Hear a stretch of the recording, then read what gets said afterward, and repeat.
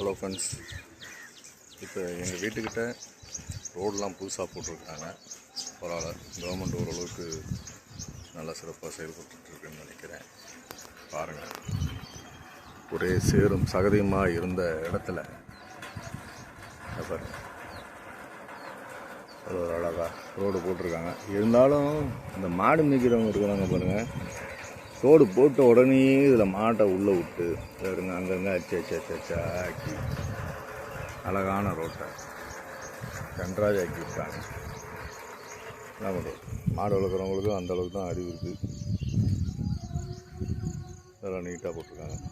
எல்லா பக்கமும் நீட்டாக இருக்குது. நம்ம வண்டியெல்லாம் கீழே நிற்கிது. எல்லா வண்டியும் ஃப்ளாட்டில் நிறுத்தி வச்சுருக்குறாங்க. அழகான வயல், இதுதாங்க எங்கள் சுற்றுப்புறம்.